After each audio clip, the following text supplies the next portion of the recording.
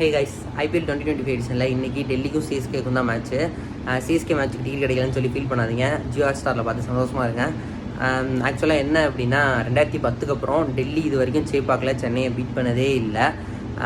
இன்றைக்கி பீட் பண்ணாங்கன்னா இதுதான் ஃபஸ்ட் டைமாக இருக்கும். 2011க்கு அப்புறம் சேப்பாக்கிலே வந்து சென்னையை பீட் பண்ணுறது.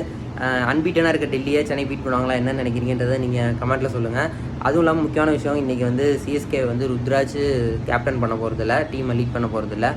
அவருக்கு இன்ஜுரி இருக்கிறனால வேறு யாராவது தான் நம்ம புதுசாக இப்போ கேப்டன் வர போகிறாங்க. மேபி டோனி வரலாம், இல்லை அவர் ஸ்டெப் டவுன் பண்ணி போனனால அவர் இல்லாமல் அஸ்வின் வரலாம், இல்லை ஜடேஜா வரலாம், ரச்சின் கூட வரலாம்.